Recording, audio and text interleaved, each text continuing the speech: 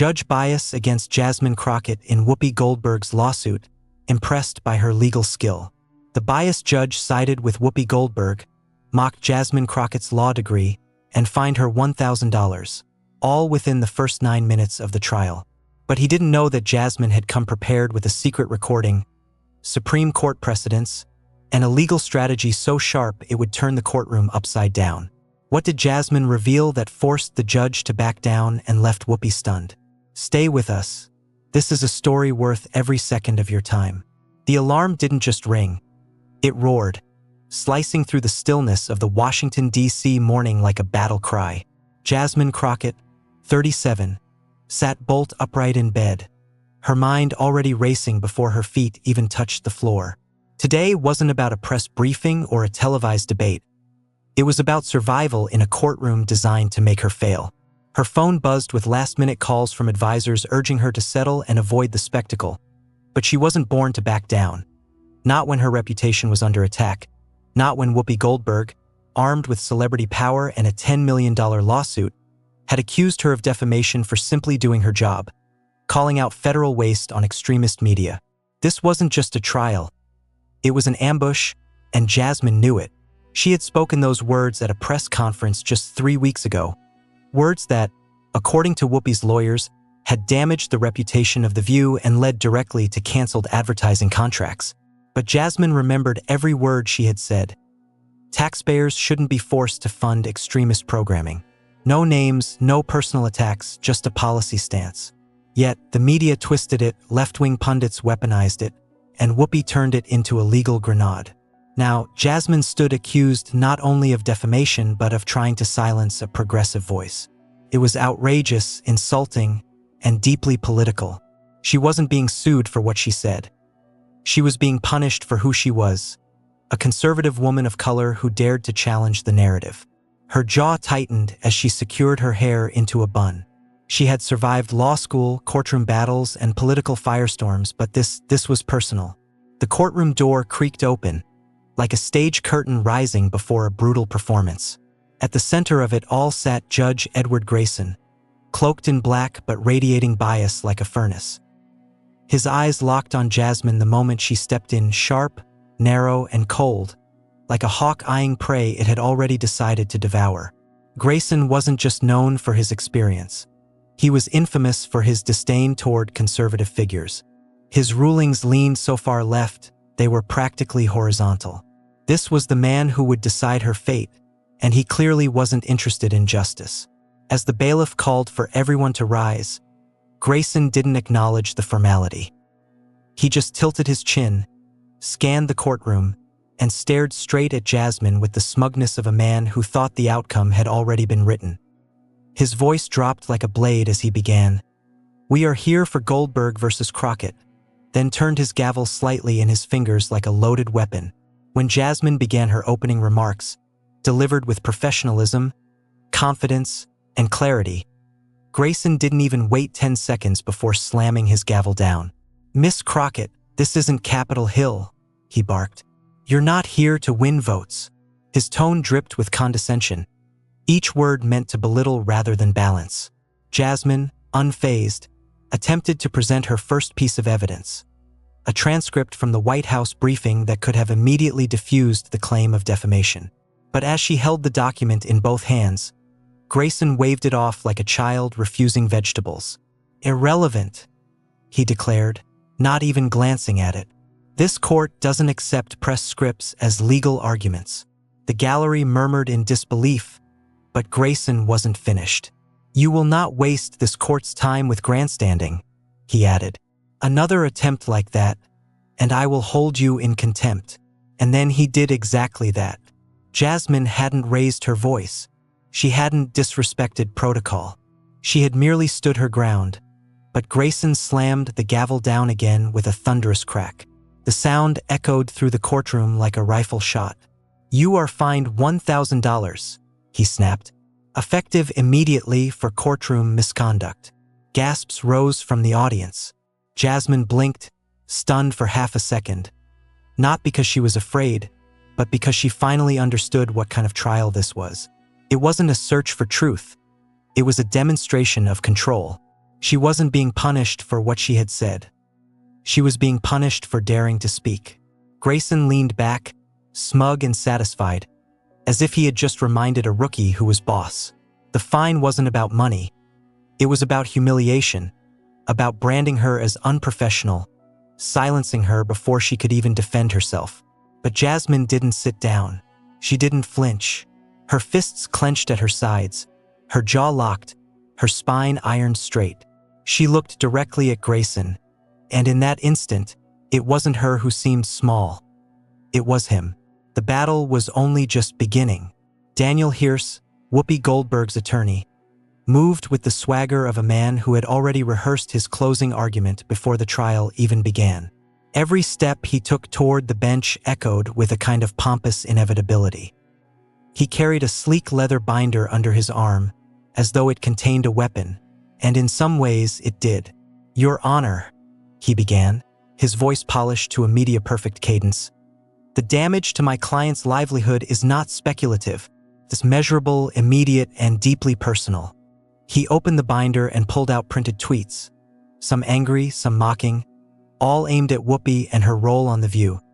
"We have here a direct public response," he continued, holding the pages up as though they were gospel. "The moment Miss Crockett made her statement suggesting that extremist programming shouldn't receive taxpayer funding, the floodgates opened. Then came the financial charts, sleek graphs with plummeting red lines showing a decline in sponsorship deals and a 15% drop in viewer engagement over 2 weeks. "We're not dealing with abstract harm," Hearst declared. "This is reputational destruction caused directly by Miss Crockett's reckless abuse of her platform." He turned slightly toward the audience, allowing the camera lenses to capture his profile. It wasn't a legal argument. It was a political attack wrapped in legal jargon, and the judge was applauding from the shadows. Judge Grayson, who had barely concealed his disdain for Jasmine moments earlier, now appeared engaged, interested, even. He leaned forward slightly, nodding, as if he were being enlightened, not manipulated. Jasmine noticed everything, the selective attention, the performative neutrality, the way his pen moved only when Hearst spoke. When it was finally her turn to respond, Jasmine stood with controlled composure and reached for her prepared documentation. "Your Honor," she said calmly, "if I may present the official White House briefing transcript." "We're not here to analyze press briefings," Grayson cut in, not even looking at the document in her hand. "I'm not turning this courtroom into a debate stage." Jasmine blinked once but didn't retreat. "The transcript proves that my remarks were directed at generalized policy," she stated. Grayson snapped, his voice rising. "I won't repeat myself. This court will not entertain theatrical defenses." The gavel came down again, sharp, angry, final. The audience stirred. Not from Jasmine's words, but from the way they were being crushed before they could even take root. Still, Jasmine didn't sit down. She drew a slow breath and pressed on. "The plaintiff must prove actual malice to meet the standard of defamation," she said, steady as steel.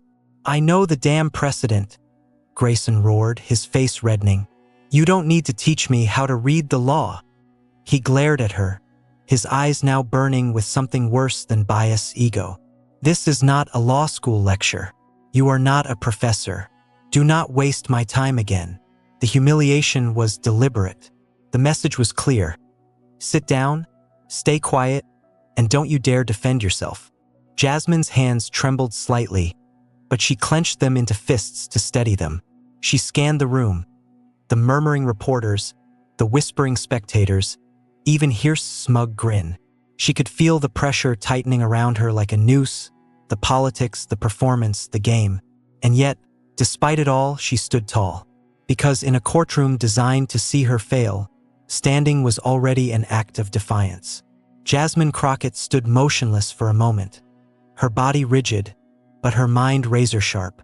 As the echo of the judge's gavel slowly faded into the thick tension of the courtroom, she could have backed down. Others might have. Most would have folded under the weight of public scrutiny, a hostile bench, and the threat of financial ruin. But Jasmine wasn't built to yield. She was built to fight, especially when the system was rigged against her. With deliberate slowness, She stepped forward to the center of the room. "Your Honor," she began, her voice calm but laced with quiet fury. "Since this court refuses to acknowledge the documentation I've submitted, I will proceed to defend myself under the rights afforded to me by the Constitution of the United States." Gasps rippled through the room, some astonished, some admiring. Grayson's eyes narrowed, but Jasmine didn't flinch. "I'm invoking Far Etta versus California, 422 U.S. 806, 1975, she continued. "The Supreme Court ruled that a defendant in a criminal trial has the constitutional right to refuse appointed counsel and represent themselves. That right, Your Honor, extends to civil proceedings where reputation and livelihood are at stake." Her words were bullets, measured, legal, and lethal. She didn't wait for Grayson's approval. She commanded the floor now. Jasmine turned slightly, facing the court, but directing her words exactly where they needed to land.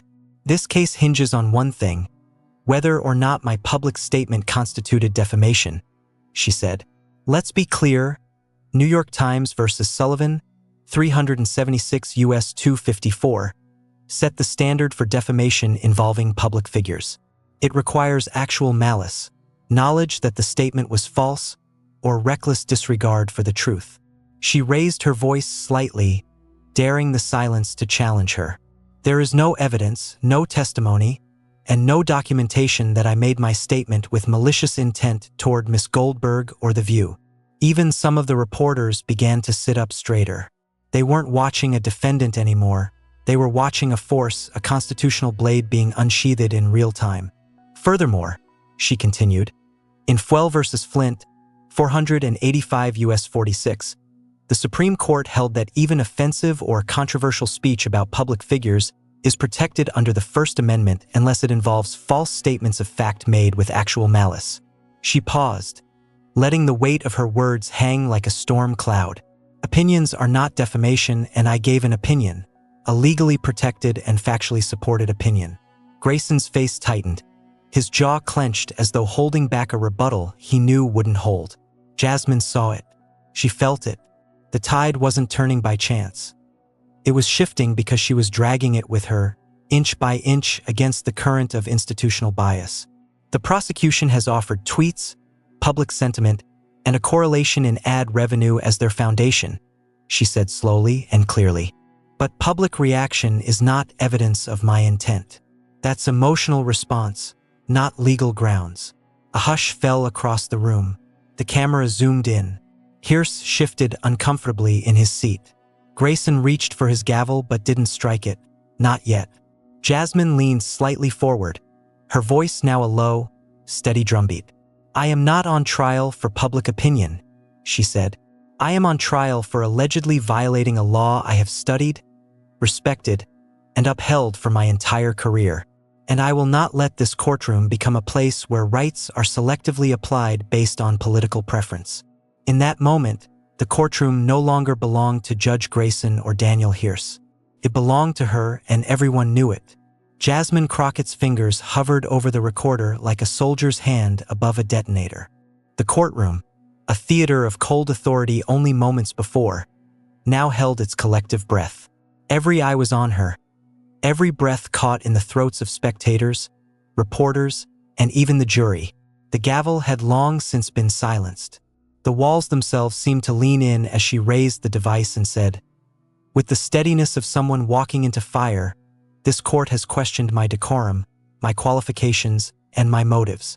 Now I ask the court to examine its own." She didn't wait for permission. She pressed play. A burst of static followed, then his voice, Judge Grayson's, emerged from the speaker, unmistakably clear, captured from a pre-session exchange. It dripped with disdain and venom. "Are you here with a lawyer's confidence?" he scoffed. "Or just a little girl playing dress-up in my courtroom?" The words hit the floor like a dropped body. Audible gasps rippled from the benches. A juror's pen slipped from her fingers. One reporter dropped his notepad. The court clerk, mid-typing, froze, hands suspended above her keyboard, eyes wide with disbelief. The insult was raw, unfiltered, and disgustingly deliberate. It wasn't just bias, It was contempt for Jasmine's age, gender, and very existence in that room. But Jasmine didn't flinch. She let the silence wrap around Grayson's words like a noose, then slowly clicked the recorder off and raised her eyes. Two burning coals of control and fury. "That," she said, voice low and ice-edged, "is the voice of the man who has fined me, silenced me, and mocked my right to defend myself, not based on law, not based on evidence, based on who I am and what I represent." Her hands didn't shake. Her shoulders didn't slump. She stood like a tower before a man who had tried to crush her, and she wasn't done. "Your Honor, you've accused me of disrespecting this court, but I suggest the disrespect began the moment you chose to judge me not by my case, but by my age and gender." Grayson's face was a portrait of collapse. White-knuckled fists gripping the edge of the bench, jaw tight, throat bobbing as he swallowed the panic he could no longer hide. He opened his mouth, perhaps to object, perhaps to recover, but Jasmine didn't allow it. "You've ruled over this case with a loaded scale," she said, turning to the jury. "The plaintiff was welcomed with open arms. I was met with rolled eyes, interruptions, fines, and ridicule. But justice isn't supposed to care about who's famous or who's loud. Justice is supposed to care about truth." Her voice rose, not in volume but in impact. "And the truth is, I've done nothing wrong. I gave a legal opinion protected by the Constitution, but instead of defending that right, this courtroom has tried to shame me for using it." The silence deepened into something heavier, something closer to awe. Even Whoopi Goldberg looked momentarily stunned. Her lips parted, her posture stiffened, her confidence dimmed by the sheer force of Jasmine's resolve. Daniel Hirsch sat frozen beside her, one hand slowly sliding his notes off the table as if trying to disappear behind legal briefs that no longer held power. Jasmine stepped forward again, eyes locked on Grayson, now visibly trembling. "This isn't a courtroom anymore," she said. "It's a battleground, and I'm the only one who walked in unarmed and uninvited. Yet I'm still standing." The jury didn't look away. They didn't blink. They were no longer watching a defendant. They were witnessing a reckoning. Jasmine turned back to the audience, her voice softer now but no less lethal. "I ask not for sympathy," she said. "I ask for accountability. Because if we allow a judge to belittle and silence a woman for defending herself, what message are we sending to every young lawyer, every citizen, every woman who enters these halls looking for justice?" A beat passed, then another. Still, Grayson said nothing, because there was nothing he could say that wouldn't expose how far he had fallen from the bench he sat on. Jasmine drew in a breath, not out of exhaustion, but as someone preparing for her next move. She wasn't finished. She never came here just to defend herself. She came here to expose a system, to tear the veil off the ceremony of power, and show what rotted underneath. And now the courtroom was no longer a space of silence and control. It was hers, not because it was given to her, but because she had seized it. For the first time since the trial had begun, Judge Edward Grayson looked unsure.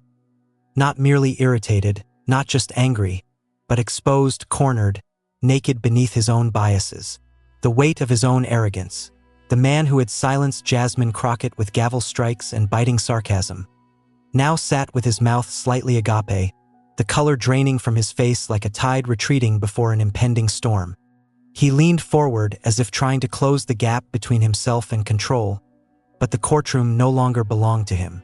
"Miss Crockett," he began, his voice quivering beneath a brittle mask of formality.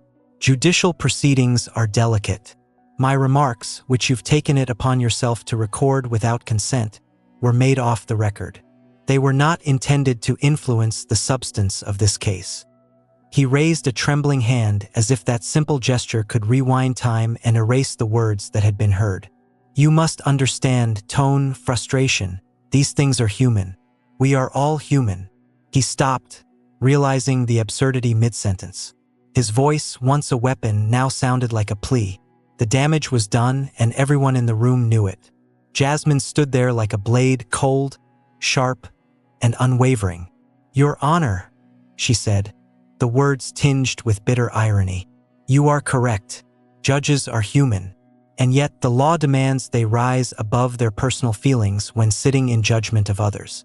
What you called frustration was, in fact, an open expression of contempt for my age, my gender, and my qualifications. She took a single step forward, and the gallery leaned in almost unconsciously. You weren't reacting to the case, sir. You were reacting to me. Her tone didn't rise, but it sliced deeper with every word. Section 4 to 155 of Title 28 of the United States Code is clear. A federal judge shall disqualify himself in any proceeding where his impartiality might reasonably be questioned, not proven questioned. She held up a printed copy of the statute, highlighting the line in bold. Your voice, captured in your own words, has made your bias unquestionable. Not to me, not to the press, but to every single person sitting in this courtroom. Grayson shifted in his seat, his hand, once steady on the bench, now trembling slightly as he reached for his water glass. The rim clinked softly against his teeth. A long moment passed, and no one dared speak. Jasmine continued, her voice calm but relentless, as if she were methodically building the gallows herself. This trial cannot continue under your authority without poisoning its outcome, she said. Every future decision you make, every objection you sustain, every word you utter will be colored by what we now know about your opinion of me. She paused, then locked eyes with him. This is no longer about whether you like me. It is about whether justice can survive in your courtroom. The silence grew so thick that you could hear the subtle sound of a camera lens adjusting. Therefore, for the preservation of constitutional integrity and in compliance with 28 U.S. Code Section 455, she said, I formally move that you recuse yourself from these proceedings immediately. The courtroom erupted in whispers, like a match dropped in dry brush. Reporters were already texting, tweeting, scribbling, trying to capture the moment. Power had shifted. The jury looked unsettled. Some stared at the judge, others at Jasmine, as if she had cracked open the marble walls and shown them the machinery behind the justice system. Even the court clerk seemed shaken, her fingers hovering over the keyboard, waiting for what would come next, like a pianist unsure of the final note. Grayson opened his mouth again, perhaps to deny, perhaps to deflect, but nothing came out. He looked down at the bench, suddenly aware of the chasm between himself and the authority he once wielded. That seat no longer felt like power, felt like exposure. Jasmine didn't move. She didn't blink. Her silence now carried more weight than any gavel strike. And in that silence, Judge Grayson realized the truth. He had already lost. Not the case, not the court, but something far more fragile and impossible to reclaim, his legitimacy. The gavel didn't fall this time. It was Judge Grayson's silence that delivered the final blow. His eyes, once cold with smug authority, now darted nervously around the room, searching for an escape that didn't exist. The tension in the courtroom was suffocating, heavy with the weight of exposed bias and shattered decorum. A full minute passed, long and agonizing, before Grayson finally exhaled through clenched teeth. He leaned into his microphone, his voice barely steady. This court will enter recess for 30 minutes, he muttered, his tone stripped of pride. I will confer with judicial oversight regarding concerns raised by the defense. Then, almost robotically, he stood and stepped down from the bench. The room didn't applaud. It didn't cheer. This wasn't a triumph. It was a consequence. He passed Jasmine without meeting her gaze, but she never looked away. She stared him down as he walked past, every step echoing like a retreat. He had ruled from that bench with disdain. Now he exited it in disgrace. When the courtroom reconvened, the energy had shifted. Reporters whispered feverishly. The jury shifted with visible unease, and the gallery buzzed with anticipation wrapped in tension. The bailiff stepped forward and called, "All rise." But this time it wasn't for Judge Grayson. A new figure entered from the chamber door, dressed in a simple black robe. Posture straight, chin slightly raised, eyes sharp and alert. It was Judge Margaret Ellis. Her name was well known throughout the legal world, not for media appearances or partisanship, but for something much rarer: fairness. Her reputation had been built over decades of integrity, balanced rulings, and zero tolerance for grandstanding from either side. Her mere presence seemed to reset the entire courtroom. "Be seated," she said, her voice calm, crisp, and authoritative. Jasmine studied her, searching for the usual signs: bias, ego, detachment.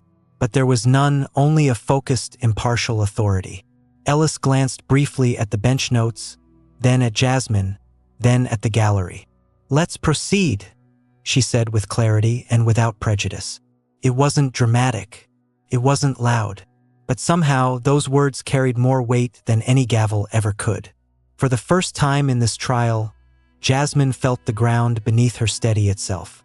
She was still outnumbered, still battling against celebrity, public pressure, and a media frenzy. But now, at least, she was no longer up against the bench itself. Margaret Ellis didn't play favorites. She didn't smirk. She didn't interrupt. And in that moment, Jasmine Crockett realized something profound was happening. Justice, long buried beneath ego and spectacle, was finally rising to the surface. The courtroom had been a battleground. Now it might just become a courtroom again. And though the war was far from over, at least now, she had a fighting chance. Jasmine Crockett stood tall behind the defense table, a fortress of documents at her side. Her hands steady, though her breath tight in her chest. This was it, the moment she had been denied for days. "Your Honor," she began, her voice low and commanding, "I now present Exhibit A, the official timestamp transcript of my White House press briefing held on the date referenced in this lawsuit." She held up the first page, clearly labeled, notarized, and stamped. "This document is certified by 3 independent witnesses, 2 accredited members of the national press and 1 nonpartisan legal observer from the Office of Governmental Ethics. It has been reviewed line by line." She turned to face the jury and read aloud. "Today, I want to speak about how we allocate taxpayer funding to media institutions and entertainment platforms that may perpetuate political extremism. That is my opening line. No name, no title, no direct reference to any person or show." She paused. "And nowhere in the remaining 36 minutes of that briefing is Miss Goldberg's name ever mentioned."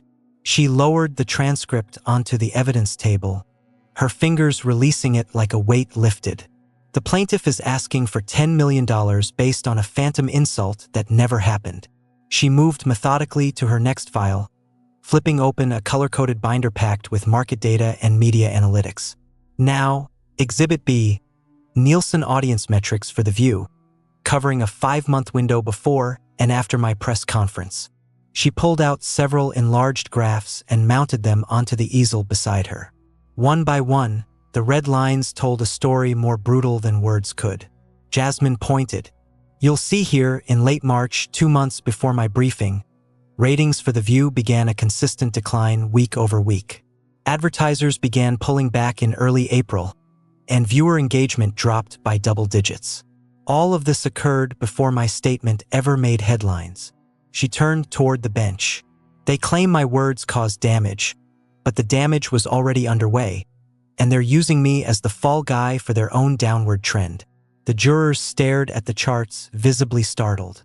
One older man leaned closer, squinting at the declining bars. A younger woman scribbled something urgently in her notebook. Judge Ellis leaned back, arms crossed, eyes sharp but unreadable. Jasmine didn't falter. She reached into her folder again and produced an envelope. "Additionally, I have here sworn affidavits from 2 media buyers representing national advertisers who confirmed that their withdrawal of ad spend from The View had nothing to do with my briefing. Their decisions were based on demographic shifts and falling returns on investment, not public backlash."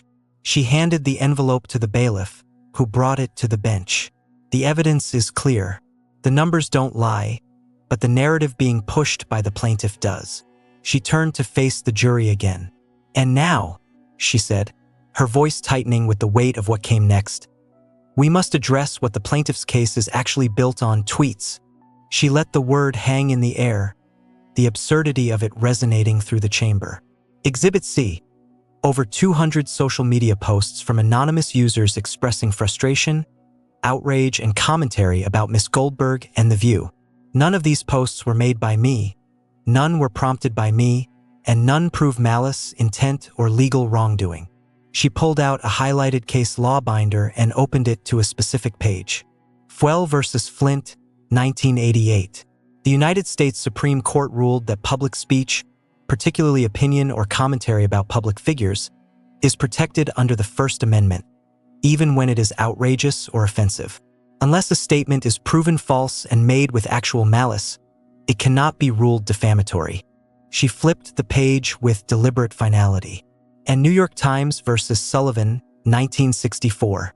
The standard of actual malice was established for a reason, to prevent powerful figures from silencing criticism or opinion simply because it hurts their reputation. Miss Goldberg is a public figure, and while I may not have made any comments about her, even if I had, that speech would still be protected by law. She rested her hands on the podium, her voice now firm, but rising with emotional intensity. Tweets are not evidence. They are not sworn testimony. They are not admissible proof of harm. They are emotions, and emotions, no matter how loud, cannot serve as the basis for a $10 million lawsuit. For a moment, the courtroom was so quiet that you could hear the soft hum of the lights above. The jurors stared. The reporters observed, fingers frozen above keyboards. Even Whoopi Goldberg, sitting rigidly behind her attorney, looked as though she had just been hit by a freight train of facts. Jasmine inhaled slowly. This case was never about truth. It was about narrative, about public spectacle, about punishing me for speaking into a microphone. She turned toward Judge Ellis. But the Constitution does not protect people from being offended. Protects all of us from being silenced. That is the law, and that is the truth. Judge Ellis looked down at the stack of exhibits now neatly arranged in front of her. Slowly, she nodded once. Not in approval, but in acknowledgement. And for the first time since the trial had begun, Jasmine Crockett felt the room start to shift. Not because of sympathy, not because of pity, but because she had forced it to one line, one case, one fact at a time, with the brutal force of the truth laid bare. The tension in the courtroom had reached an almost surreal peak. Not a breath was exhaled, not a chair creaked. It felt as though the very oxygen in the room had paused to listen.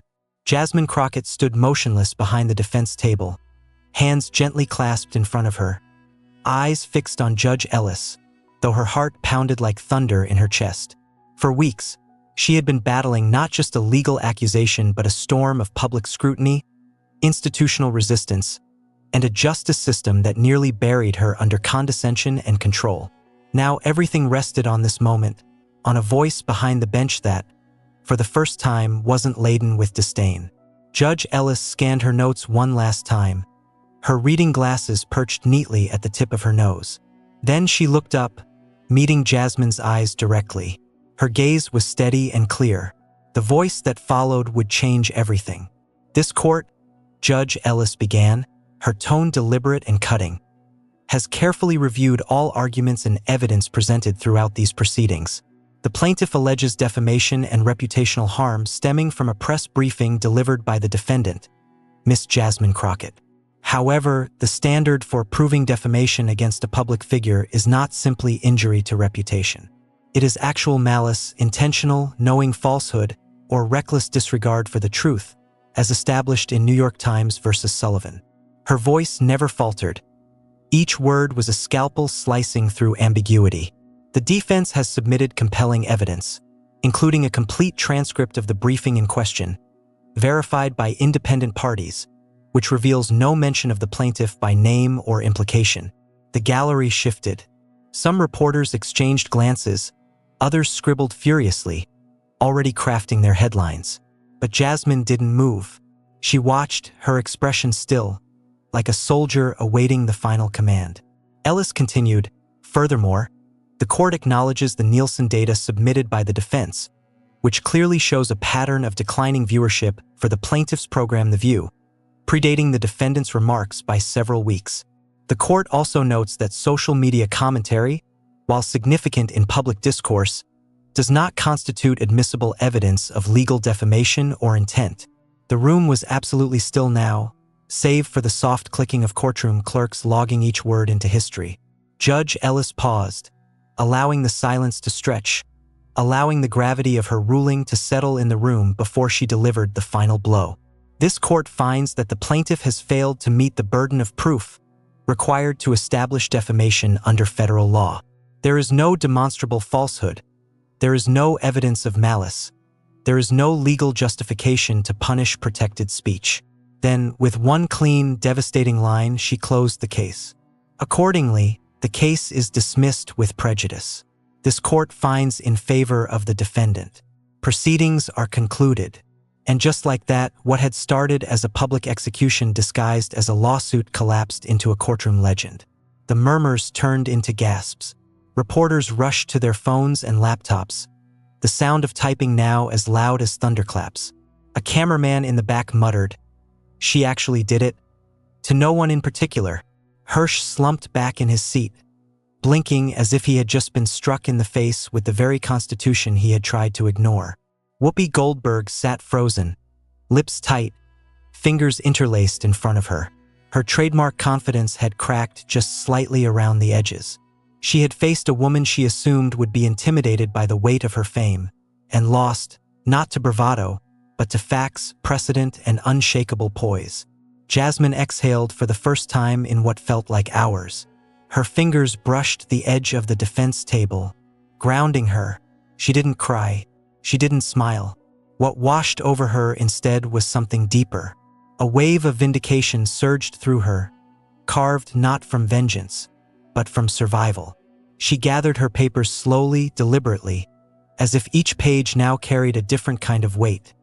Not defense, but legacy. As she turned to leave, a hush fell across the room.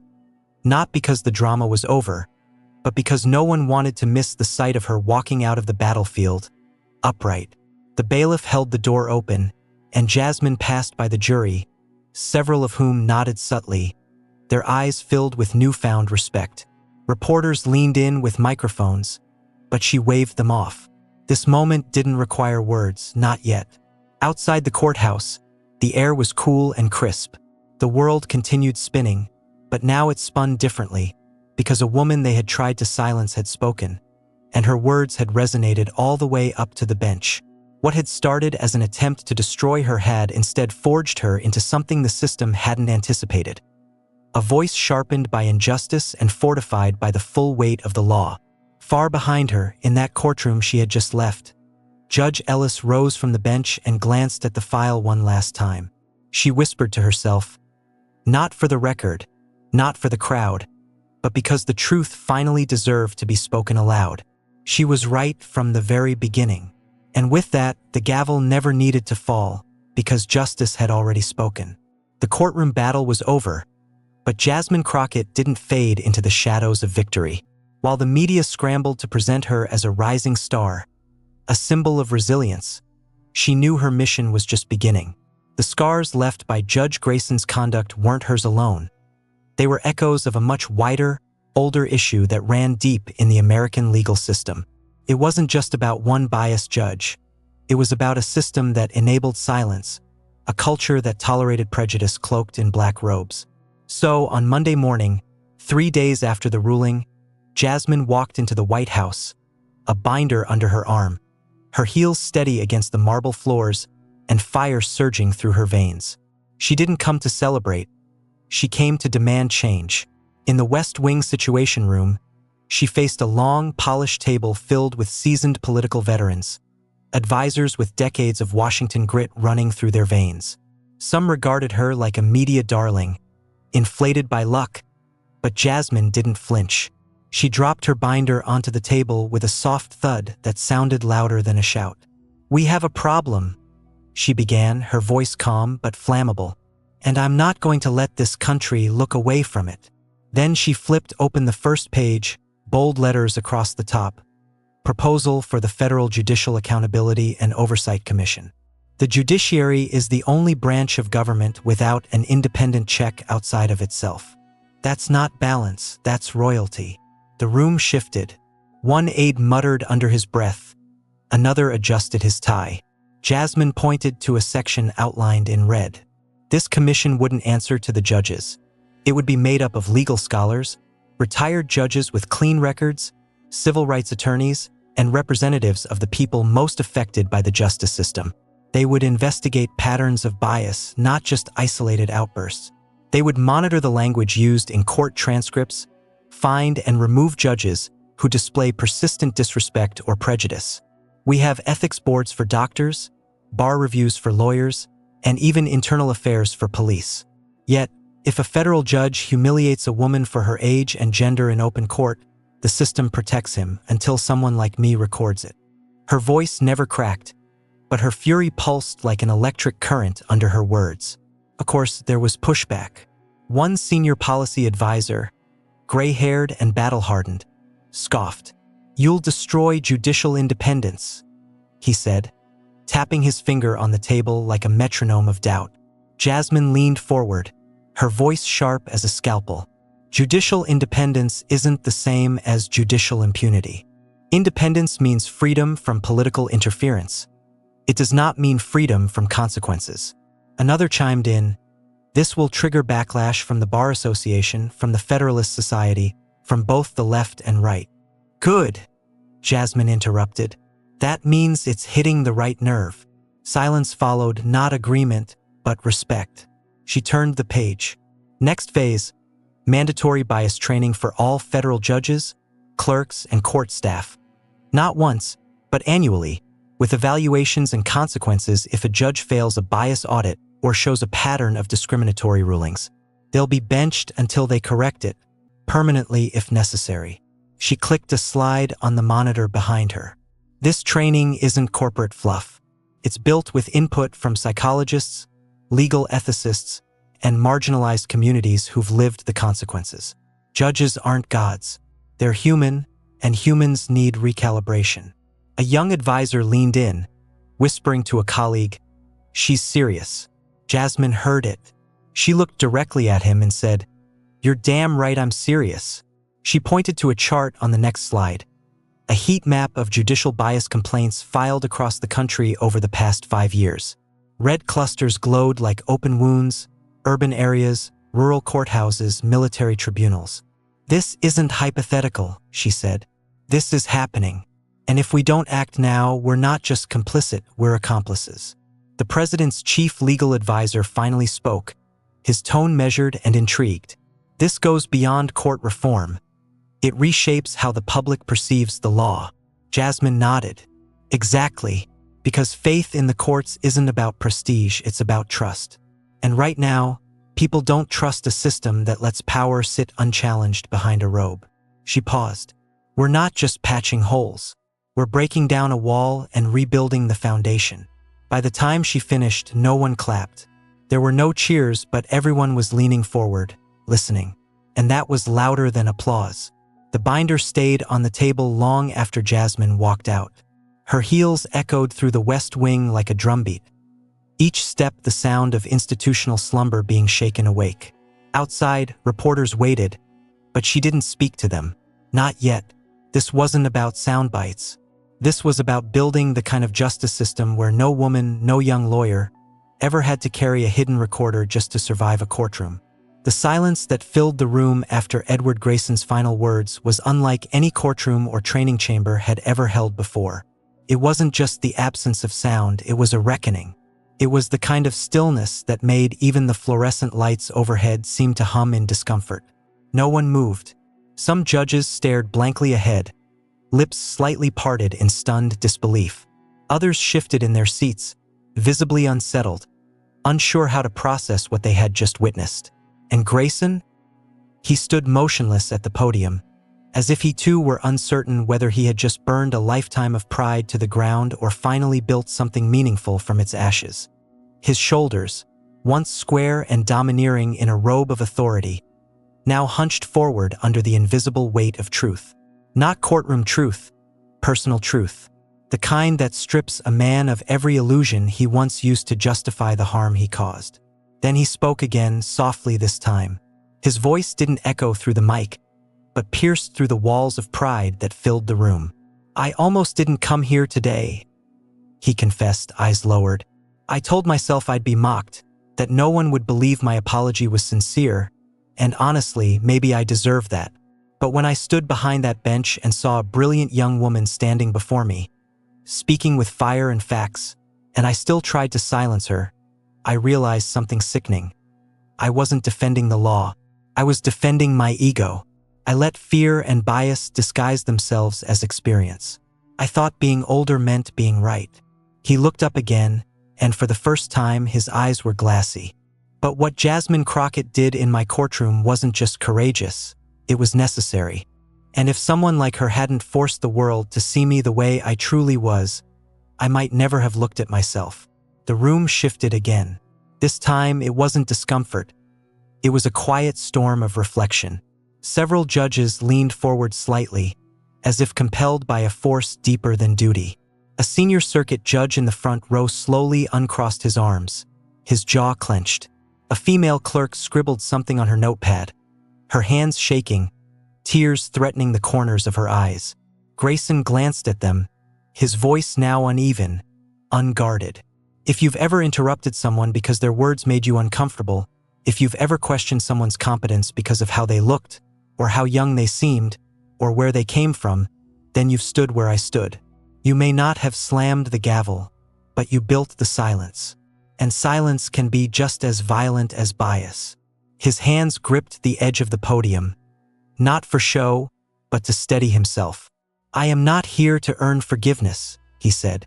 I am here because accountability has to start with the people who've held the most power for the longest time. That means me. That means you. He motioned toward the presentation materials behind him, the newly mandated training curriculum developed by Jasmine's Reform Initiative, outlining judicial self-evaluation models, real-world bias simulations, and peer monitoring structures. We're not being asked to give up our authority, he said. We're being asked to prove we deserve it. Then, in a moment that would echo far beyond that training room, Grayson stepped back from the podium, turned toward the center of the stage, and slowly lowered himself into a chair. No longer the teacher, no longer the judge, but a student among peers. For a long, breathless minute, no one joined him. But then, quietly, a young magistrate from Minnesota stood and moved toward the front. Then a senior judge from Texas. Then a clerk from California. One by one, they took seats beside him, not out of sympathy, but because his fall had opened a door they hadn't realized was locked. This wasn't about Grayson anymore. It was about the system he had represented, one that, finally, in this room, began to shift under the weight of honest self-confrontation. And somewhere behind the rows of folding chairs, Jasmine Crockett stood unnoticed in the shadow of the doorway, watching the man who once tried to bury her now digging his way back into humanity. She didn't interrupt. She didn't need to. The gavel was silent, but justice was finally speaking. It began with a vote in California, one line, one legislative agenda tucked between budget items and infrastructure amendments. But it wasn't quiet for long. By the end of the week, the headlines were screaming, California adopts Judicial Oversight Commission in wake of Crockett trial. Behind the doors of Sacramento's Judicial Council chambers, Jasmine Crockett's reforms were not only ratified, they were expanded. The state introduced a real-time digital audit system, allowing journalists and watchdog organizations to monitor rulings for signs of bias. For the first time in state history, sitting judges would be evaluated by a citizen panel with full subpoena authority, and at the core of this reform was the Crockett Doctrine. Impartiality must not only exist, but must be seen, proven, and enforced. Meanwhile, in Texas, something unexpected occurred. A state known for resisting federal influence and often slow to adopt sweeping reforms flipped the script. Governor Lucas, famously skeptical of coastal liberal agendas, stood at a press conference next to his Chief Justice and uttered 7 words that stunned the nation. "We got it wrong. We're fixing it now." A week later, Texas launched its Judicial Integrity Task Force, but it wasn't merely symbolic.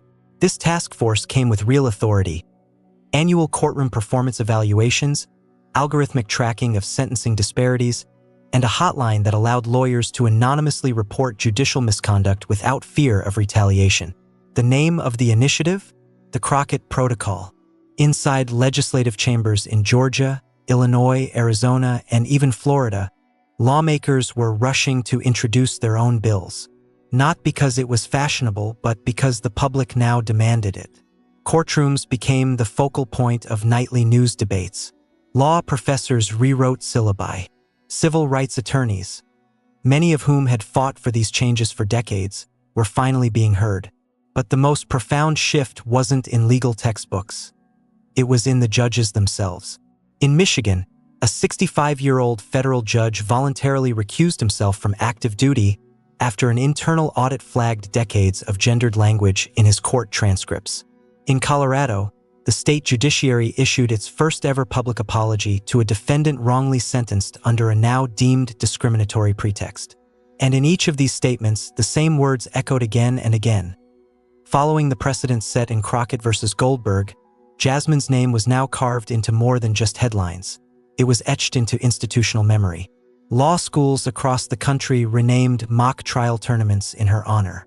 Legal journals published special editions analyzing her constitutional arguments line by line. But she didn't bask in it. She worked quietly, tirelessly. She met with state officials by day and mentored young lawyers by night. She recorded a video series on recognizing courtroom bias. She drafted the first outline of a nationwide judicial equality bill, an amendment that would enshrine oversight as a permanent fixture in every American courthouse. Still, not everyone celebrated her movement. Across cable news, some pundits decried her as dangerous, too bold, too political. One commentator infamously said, "Jasmine Crockett is trying to burn down the courts with accountability," to which Jasmine simply replied in a live interview, "No, I'm trying to rebuild them with truth. If your bench can't withstand transparency, maybe it shouldn't exist." In the months that followed, federal oversight committees began reviewing their own structures. The Department of Justice allocated funding to support state reform models. Most symbolically, the American Bar Association, long criticized for its slow response to judicial accountability, invited Jasmine Crockett to deliver the keynote address at their national convention. Her speech, titled "Justice is a Verb," ended with these words, "We do not honor the law by fearing it. We honor it by demanding it lives up to its promise for everyone, from the podium to the bench." As thunderous applause filled the chamber, one thing became clear. Jasmine Crockett hadn't just won a trial. She had sparked a revolution that no gavel could silence. Months after her historic trial, Jasmine's name had become more than just a headline. It had become a quiet revolution.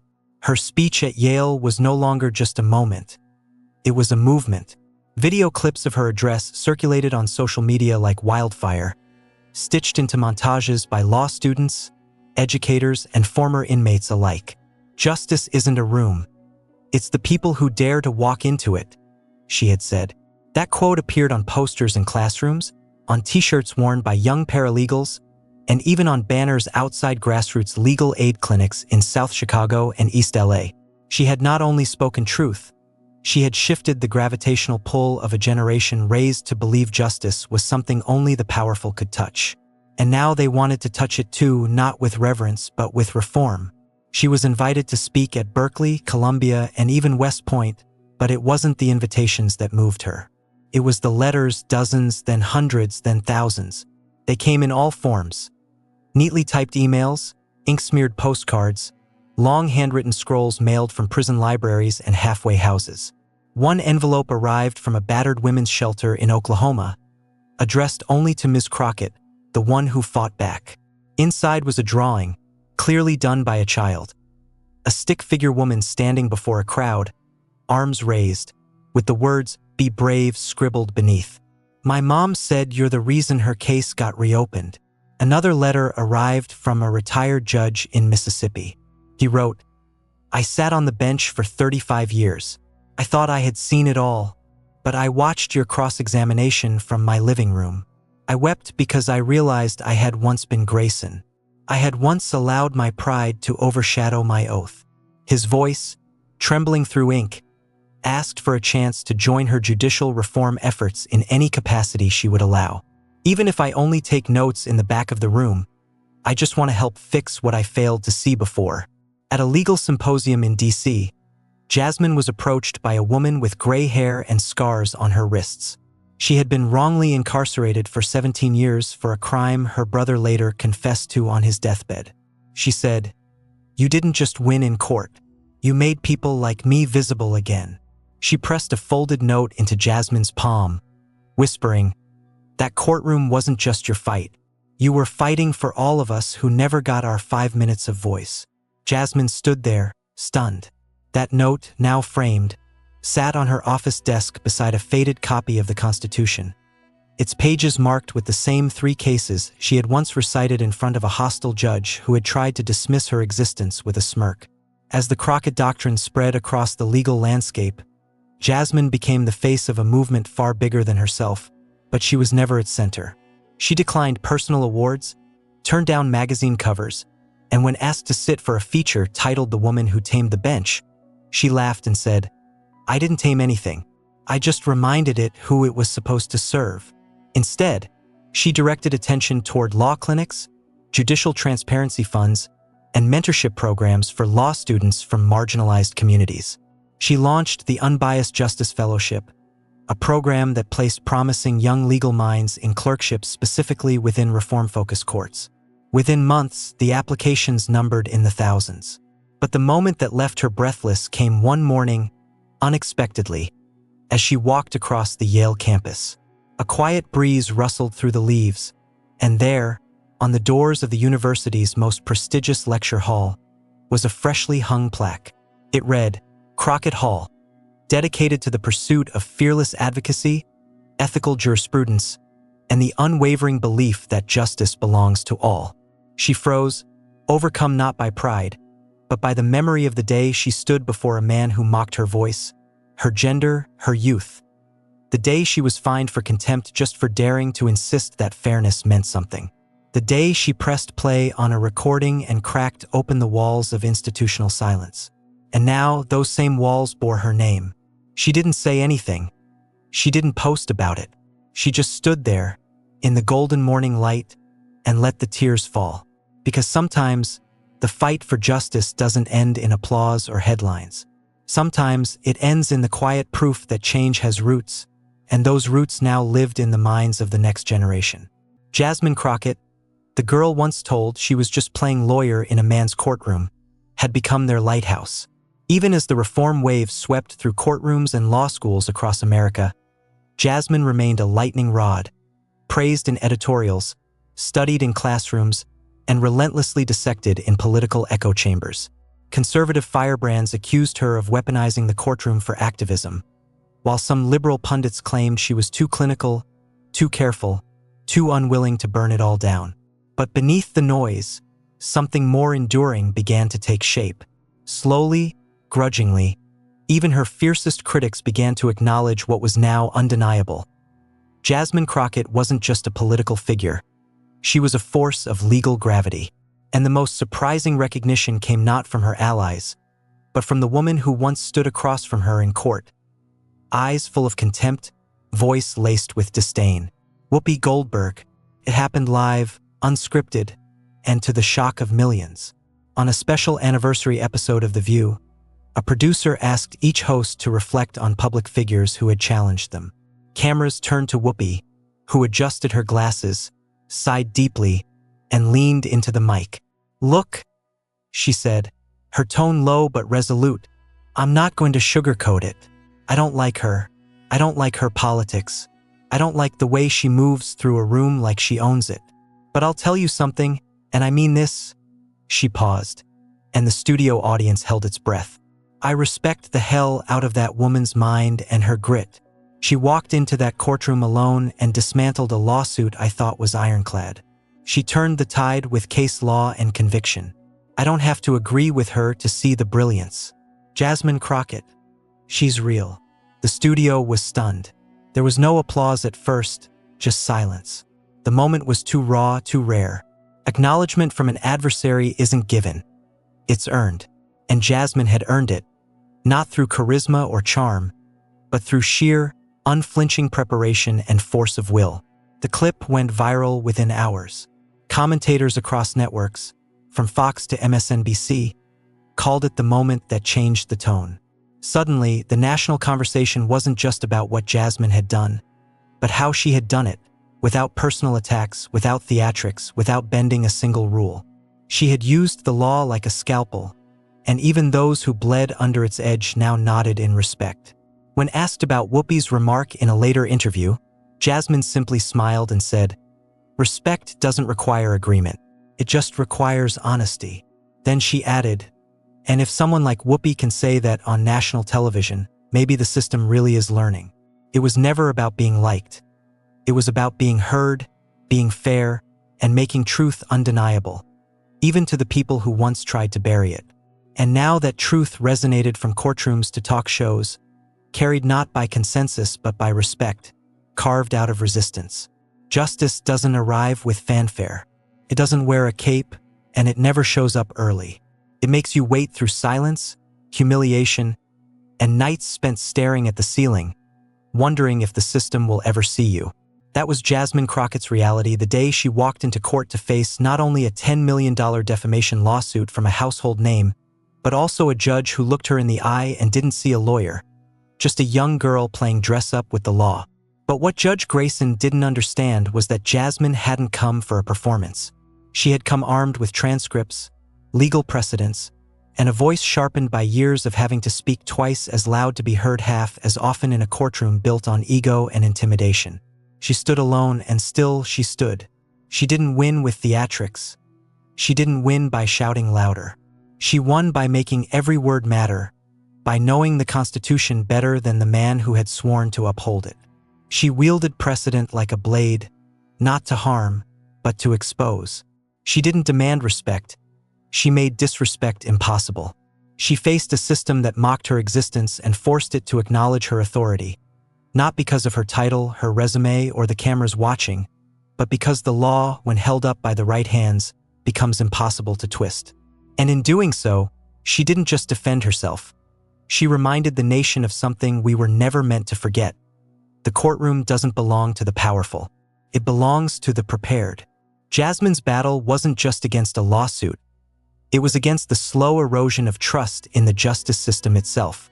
She walked into court knowing that in America, two people can walk through the same doors and receive two different versions of justice depending on what they wear, how they speak, or where they come from.